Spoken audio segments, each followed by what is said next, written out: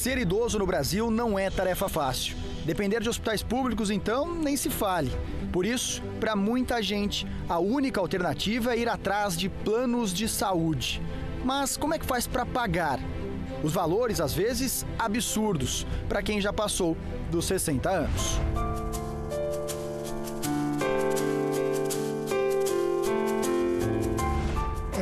Para mim e minha esposa, que temos a mesma idade, R$ 4.500. E para o meu filho, que tem 40 anos, R$ 600. Ou seja, pouco mais de R$ 5.000 em plano de saúde. O senhor considera um valor alto para plano de saúde? Altíssimo, altíssimo. Pelos impostos que nós pagamos, devíamos ter um retorno na área da saúde bem melhor. Como não tem, a gente tem que pagar plano de saúde. Para conseguir pagar o convênio dele e da esposa, o seu José teve que fazer uma aposentadoria diferenciada. Mas e quem não tem dinheiro para tudo isso? Cara, é fé em Deus, né? Tem plano de saúde? Tinha, mas cancelei. Por quê? Porque aumentou muito. Eu pagava R$ 220, foi para 1.100. E é assim mesmo, aumentos em cima de outros aumentos. Uma resolução da ANS autorizou os planos de saúde individuais e familiares a fazer um reajuste anual de até 10% na mensalidade. Ou seja, o que está caro vai ficar ainda pior. Eu mesmo tive um reajuste agora em abril de 22%. Então, o meu plano subiu 22% contra uma inflação de 4%. Bom, qual é a justificativa disso? É covardia para cima do aposentado. Entendeu? Eu acho uma baita sacanagem com o aposentado. Dar esse aumento tão grande para o aposentado que recebe tão pouco. Não existe um acompanhamento do salário, custo de vida elevadíssimo.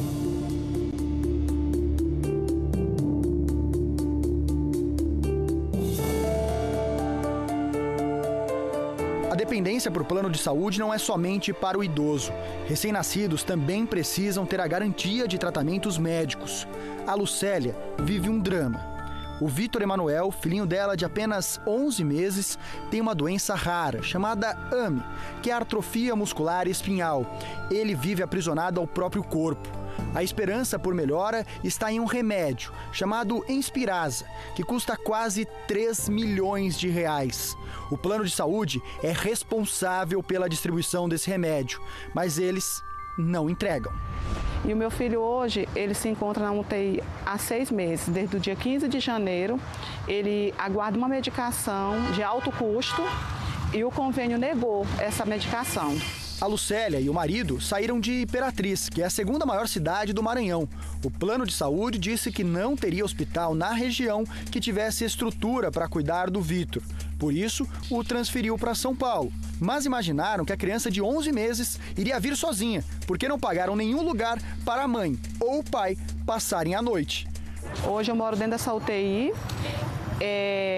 Eu fico na UTI durante o dia, mas à noite não dá para ficar, porque é uma UTI. Tem que descansar no hotel, a gente está pagando hotel, o plano também transferiu a gente e não cumpriu com despesas. Eu estou pagando tudo do meu bolso, os custos são altos. Eu pago mensal R$ 2.100. Lucélia e o marido se revezam para conseguir deitar e ficar próximos ao filho durante o dia. Olha só, onde e como ela consegue se deitar.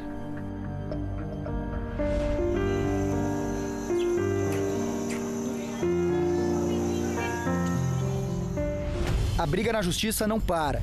Conseguir o remédio só com ordem judicial. E a família venceu agora, na segunda instância. E o convênio é obrigado pela justiça a entregar o remédio. Porque a gente tem um contrato com o plano que ele tem que dar o tratamento do meu filho, independente. Mas a gente não conseguiu isso sem correr atrás pela justiça. E hoje já são 6 meses de UTI. O meu filho está aqui na UTI durante esses 6 meses, ele está só dependendo de uma medicação que para a doença, porque a gente sabe que a UTI não é um lugar para a criança ficar muito tempo, devido aos riscos que corre. Então, como a doença é progressiva, é perca de neurônio motor, o meu filho tem que tomar medicação com urgência. Nunca pode se perder a fé. A mãe vai brigar pelo filho e a esperança de tirá-lo da UTI com vida. Mas as cicatrizes dessa luta vão ficar para sempre. Meu filho corre risco de morte todos os dias. Meu filho é um paciente traqueostomizado, que depende da ventilação mecânica. Meu filho ele não tem movimentos, está perdendo os movimentos. Tudo que meu filho já perdeu até hoje podia ter sido evitado se a medicação dele fosse dada quando a doutora solicitou, no início. Nós consultamos a especialista em direitos na área da saúde, Rosana Chiavassa, e ela garante que o convênio deve sim pagar os custos do remédio e da hospedagem. Se o tratamento no Maranhão não tem aqui em São Paulo e eles assumem pagar o tratamento, eu diria, tem que pagar tudo. Claro que não vai pagar voo de primeira mão, não vai pagar hotel 5 estrelas, mas vai adequar. E não é só o aumento nos planos de saúde. Uma outra resolução da ANS faria com que o paciente pagasse ao plano até 40% do valor dos atendimentos. No entanto, a presidente do Supremo suspendeu as novas regras. A norma entraria em vigor só no final de dezembro, isso para novos contratos. Mais de 20 milhões de pessoas têm planos de saúde de coparticipação e franquia. Só que a decisão da ministra Carmen Lúcia é provisória e ainda será analisada pelo plenário do STF. Normalmente, quem tem planos de coparticipação são funcionários de empresas, quando são mandados embora. Mas o que acontece? A Karina, por exemplo, tem 30 anos e está desempregada há um mês. Hoje, o maior medo é ficar assim, sem plano de saúde. Eu vou esperar começar a receber, o seguro-desemprego para ver o que se encaixa dentro das minhas possibilidades, E aí, se por algum acaso eu encontrar alguma coisa que eu consiga pagar, eu vou fazer um plano de saúde, mas também, se não, vou ficar dependendo do SUS por um tempo, Segundo a especialista, está dentro da lei que quando se perde o emprego na sequência, também dá adeus ao convênio médico. O empregado não mais paga a mensalidade do plano de saúde, ele paga só a coparticipação. E como ele paga só a coparticipação, quando encerrar o vínculo trabalhista, ele não tem direito a continuar mais com o plano. Operadoras também criam dificuldades para pessoas acima dos 60 anos comprar planos de saúde individuais. Segundo a Associação Brasileira de Medicina de Grupo, entidade que representa os convênios médicos, diz que todas as modalidades de planos estão disponíveis para a população, inclusive aos idosos. Mas é só a gente ligar que encontra dificuldades. Atendimento, Daniel, boa noite. Com quem eu falo? Oi, Daniel, boa noite. Você fala com o Felipe, tudo bem?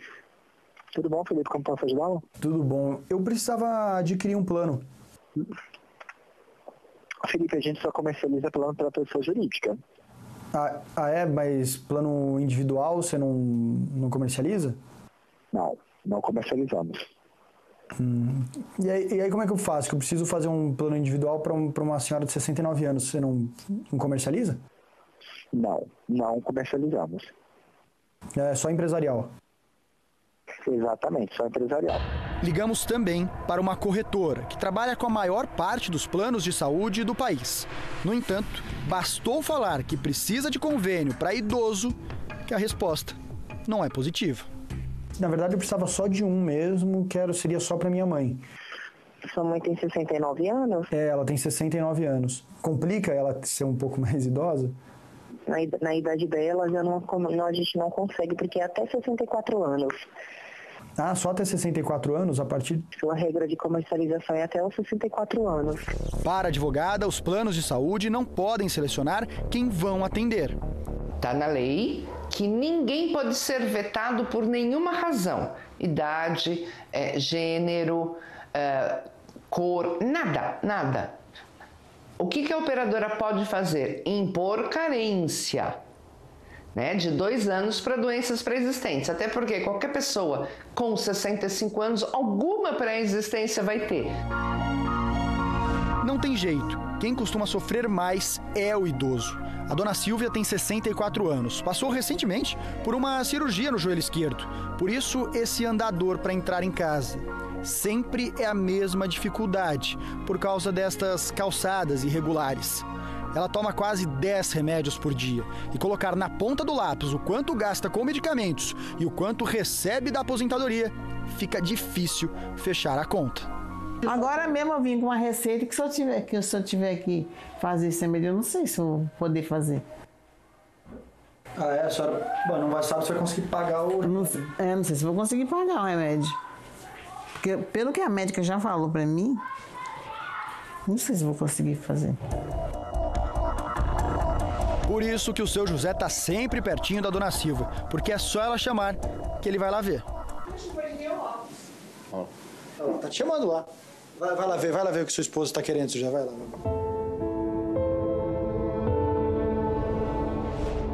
E é assim mesmo, a família precisa estar unida, um precisa estar perto do outro. Essa semana, uma pesquisa do Instituto Datafolha mostrou que 96% dos pacientes têm problemas com o plano de saúde. 75% dos médicos reclamam de interferência das operadoras no trabalho. A responsabilidade por fazer essa comunicação entre o convênio e o consumidor é da Agência Nacional da Saúde. Então, na verdade, a ANS não quer brigar com a operadora e não consegue atender o consumidor.